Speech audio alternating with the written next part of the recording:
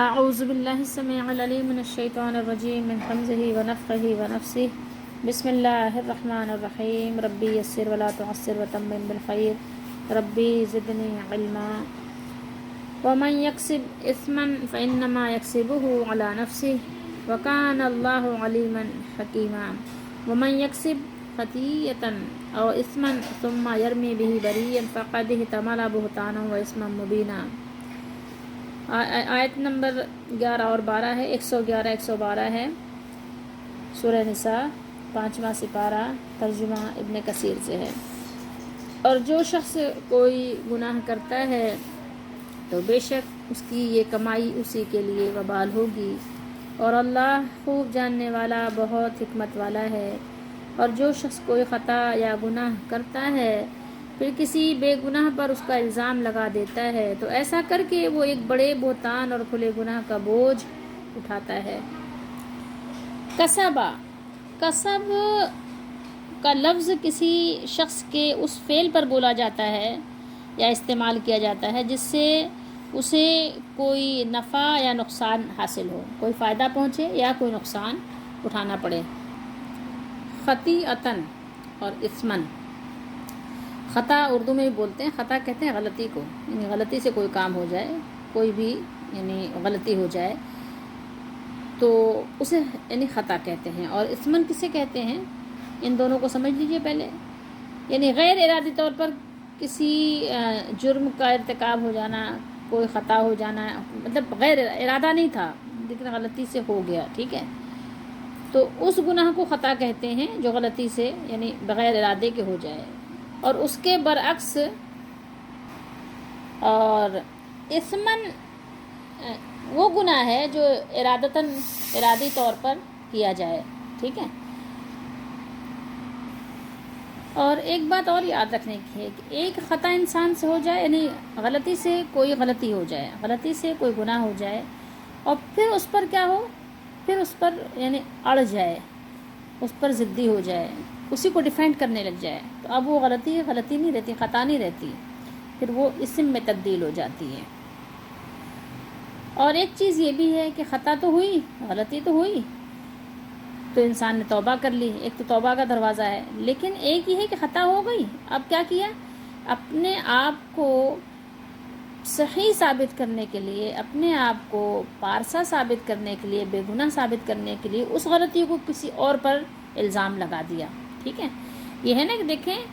فرمایا کہ اور جو شخص کوئی خطا یا گناہ کرتا ہے پھر کسی بے گناہ پر اس کا الزام لگا دیتا ہے، یعنی کسی اور پر اس تھوپ دیا کہ میں نے تو نہیں کیا، میں تو بری و ذمہ ہوں، کسی اور نے کیا ہے۔ ایک تو ارادتاً کرنا ہے اور ایک ہے غلطی سے کرنا، لیکن دونوں صورتوں میں یہ ہے کہ اگر آپ نے توبہ کر لی اور ندامت اختیار کر لی تو ختم بات، ٹھیک ہے، پھر اب بات ہی نہیں رہ گئی۔ اسی طریقے سے یہاں فرمایا جو اوپر بات ہوئی، اوپر کیا بات ہوئی کہ جو شخص کوئی گناہ کرتا ہے، ٹھیک ہے، یعنی کمائی کرتا ہے، کوئی شخص گناہ کماتا ہے، اسم، ٹھیک ہے، یکسب، کس چیز کا کسب کرتا ہے، گناہ کا، ٹھیک ہے، تو بے شک اس کی کمائی اسی کے لیے وبال ہوگی، یہ اس کا کسب جو ہے اسی پر جا کر وبال جان بن جائے گا۔ اور کچھ لوگ ایسے ہوتے ہیں کہ خود گناہ کا ارتکاب کرتے ہیں اور گناہ کرنے کے بعد کسی بے قصور بے گناہ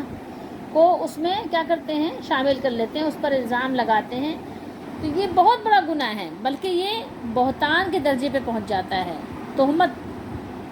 اسی کو تہمت کہتے ہیں، بہتان کہتے ہیں، کسی اور پر، خود کیا کسی نے اور لگا دیا کسی پر، یا کسی بے گناہ پر کسی گناہ کا الزام لگا دیا، تو یہ بہت بڑا اسم ہے۔ اب اتنی بات غور کرنے کی ہے کہ ہر شخص کو اللہ تعالیٰ نے اتنی صلاحیت دی ہے کہ وہ بہت اچھے طریقے سے بخوبی اس بات کو ہر شخص جان لیتا ہے کہ گناہ کیا ہے، برائی کیا ہے اور اچھائی کیا ہے۔ یہ ہر شخص کے اندر صلاحیت موجود ہے کہ اس بات کی وہ پہچان کر لے کہ صحیح اور غلط، سفید اور سیاہ کی پہچان ہر ایک کے اندر ہے، ٹھیک ہے۔ تو یہاں پر جو بات بیان کی گئی ہے اس میں اپنے لیے بہت سارا سبق نکال کر خود ہم اپنے لیے سبق حاصل کریں کہ جو لوگ بھی مجرم ہیں در حقیقت وہ اپنا ہی نقصان کر رہے ہیں، اپنا ہی وہ برا کر رہے ہیں۔ دوسروں کو تو اذیت یا نقصان بعد میں پہنچے یا پہنچے گا، دوسروں کو تکلیف بعد میں ہوگی، لیکن خود گناہ کرنے والے یا کسی بھی گناہ کو صحیح سمجھنے والے، برائی کو پھیلانے والے، ان لوگوں کی تباہی و بربادی کا سامان سب سے پہلے ہو جاتا ہے۔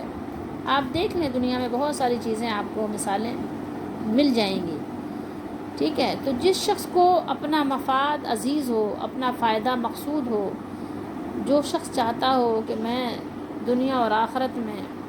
ذلت اور رسوائی سے بچ جاؤں، ٹھیک ہے، اور اپنی سلامتی کو پسند کرے جو بھی، تو اس کو گناہوں کے قریب بھی نہیں جانا چاہیے، گناہوں کے قریب بھی نہیں پھٹکنا چاہیے، کیونکہ گناہوں کا نقصان دوسروں کو بعد میں، اپنے آپ کو پہلے پہنچتا ہے۔ اس لیے بہرحال ہر صورت میں کوشش کرے انسان کہ دوسرے کی طرف سے آئی ہوئی تکلیف کو سہ لے، برداشت کر لے، لیکن اپنی طرف سے کسی دوسرے کو اذیت نہ دے۔ اللہ تعالی ہم سب کو بچنے کی توفیق دے۔ اور اگر پھر بھی انسان ہونے کے ناطے گناہ ہو جائے، کیونکہ ہو ہی جاتے ہیں گناہ، غلطی تو بہت دور کی بات ہے، غلطی تو ہر وقت ہو رہی ہے، خطا تو ہر وقت ہو ہی رہی ہے، لیکن اگر اسم بھی ہو جائے، گناہ بھی ہو جائے، انجانے میں ہو جائے یا جان بوجھ کر ہو جائے، ارادتاً ہو جائے یا غیر ارادی طور پر ہو جائے، گناہ سرزد ہو جائے، تو سرزد ہو جانے کے بعد چاہیے تو یہ کہ انسان اس پر نادم ہو، شرمسار ہو، کہ اللہ تعالیٰ کی جناب میں مغفرت طلب کرے اور مغفرت کا طالب ہو۔ لیکن جو شخص گناہ کا ارتکاب کرے، پھر اس پر نادم ہونے کے بجائے، شرمندہ ہونے کے بجائے، اپنی تو وہ پارسائی ثابت کرے، اپنے آپ کو بے گناہ ثابت کرے اور اس گناہ کا الزام کسی بے گناہ پر تھوپ دے، تو اس سے بڑھ کر آپ سوچ سکتے ہیں کہ یعنی ایسا شخص یعنی کتنا زیادہ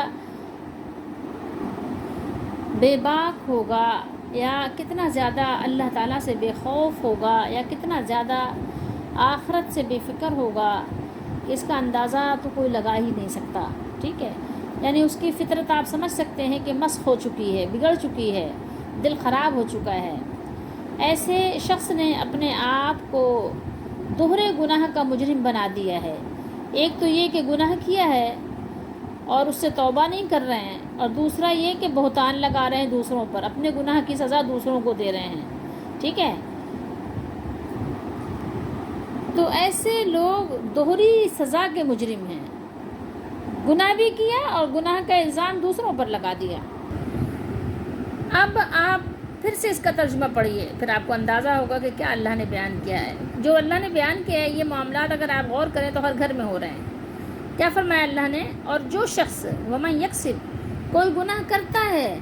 تو بے شک اس کی یہ کمائی اسی کے لیے وبال ہوگی۔ سب سے پہلے یہ غور کیجیے، اور اللہ خوب جاننے والا ہے، اللہ کو معلوم ہے کہ کس نے کیا ہے اور کس کا کیا ارادہ ہے۔ بہت اللہ حکمت والا ہے، اگر آپ اللہ نے پردہ رکھا ہے تو اس کی بھی کوئی وجہ ہوگی، کوئی حکمت ہوگی۔ اور جو شخص کوئی خطا یا گناہ کرتا ہے، پھر کسی بے گناہ پر اس کا الزام لگا دیتا ہے، ثم یرمی بہ بریئا فقد تملا، جیسے آپ نا حمل کہتے ہیں نا، وہ ایک بڑے بہتان اور کھلے گناہ کا بوجھ اٹھاتا ہے۔ ذرا غور کیجئے، کیا آپ غور کریں قرآن مجید کی آیات جو ہمیں بتا رہی ہیں، ہر گھر میں یہ نہیں ہو رہا ہے؟ آپ ہر گھر میں دیکھ لیں، ہر بستی میں، ہر شہر میں، ہر ملک میں۔ تو یہ تو آپ بعد میں دیکھیے گا، پہلے اپنے ہر گھر میں دیکھیے کہ گھر میں 4 افراد رہتے ہیں، تو ہر شخص اپنا الزام دوسرے پر لگا رہا ہے، اپنے ذمے کا کام دوسرے پر لگا رہا ہے۔ اگر دوسرے نے نہیں کیا تو اس کے اوپر تو لعن طعن ہے، لیکن اپنا گریبان کوئی دیکھنے کو تیار نہیں ہے، اس بات پر کوئی راضی نہیں ہے کہ وہ ذرا غور و فکر کرے، ذرا آگے بڑھے۔ مطلب آپ اس چیز کو اچھی طرح غور کریں، ہر گھر میں، چاہے وہ نند بھاوج کی صورت میں ہوں، کبھی دیورانی جٹھانی کی صورت میں، کبھی ساس بہو کی صورت میں، کبھی ماں بیٹیوں کی صورت میں، کبھی بہنوں کی صورت میں، کبھی بھائی کی صورت میں، کبھی چچا بھتیجوں کی صورت میں۔ آپ ہر گھر خاندان میں دیکھیں تو اس طرح کے معاملات ہوتے ہیں۔ لوگ اپنے آپ کو بچانے کے لیے اپنا الزام دوسروں پر ڈال دیتے ہیں، اور وہ تھوڑی دیر کے لیے بالکل آخرت کو فراموش کر دیتے ہیں، کبھی ہو سکتا ہے کہ وہ رجوع اللہ ہو بھی جائیں، لیکن کبھی کبھی ایسا ہوتا ہے کہ ایسا لگتا ہے کہ ان کو آخرت بالکل یاد نہیں ہے، بس ان کے لیے سارا ہی مطمع نظر دنیا ہے، بس دنیا ہی کا نفع، دنیا ہی کا فائدہ، دنیا ہی کا یعنی ان کا جو کچھ بھی حصہ ہے وہ اسی کے لیے وہ جی رہے ہیں۔ تو ہمیں یہ چیزیں بہت زیادہ غور کرنا چاہیے، اور غور کرنے کی ہمارے لیے ضرورت بھی ہے۔ اللہ تعالیٰ ہم سب کو سمجھنے کی توفیق دے، اور ہمیں اپنی ذمہ داریاں پوری کرنے کی بھی توفیق دے۔ ہم اپنی ذمہ داریاں پوری کریں، ہم قرآن پر عمل کریں۔ اب اگلا کیا کر رہا ہے، اگلا اپنا حساب دے گا، ہم نے اپنی قبر میں جانا ہے، تو ہم اپنے قبر کی تیاری کریں۔ اول بات تو ہر صورت، ہر ممکن گناہوں سے بچیں، ہر صورت، کیونکہ دیکھیں کہتے ہیں ایک سچ ہے اور 100 سکھ ہیں، ٹھیک ہے، اس طرح کا کچھ محاورہ ہے، ایک چپ 100 سکھ، یا آپ سچ میں آپ کی جیت ہے۔ تو بہرحال یہ کہ آپ پہلے اپنے آپ کو گناہوں سے بچائیں، اور دوسری چیز کیا ہے، دوسری چیز یہ ہے کہ آپ جو ہے اگر ان کیس کوئی غلطی کر بھی دیتے ہیں جان بوجھ کر یا انجانے میں، تو آپ توبہ کر لیں، استغفار کر لیں، لوگوں کے سامنے بھی آپ معافی مانگ لیں کہ یہ مجھ سے خطا ہو گئی، یہ میرا ارادہ نہیں تھا، مجھ سے خطا ہو گئی، میرا پردہ رکھیے، مجھے معاف کر دیجیے۔ اس میں آپ کے لیے دنیا اور آخرت میں بھلائی ہے، ٹھیک ہے۔ اور جو لوگ معافی مانگ لیتے ہیں، معذرت کر لیتے ہیں، ان کا فائدہ ہی ہوتا ہے، کبھی بھی نقصان نہیں ہوتا۔ اللہ ہمیں سمجھنے کی توفیق دے، ہماری دستگیری فرمائے۔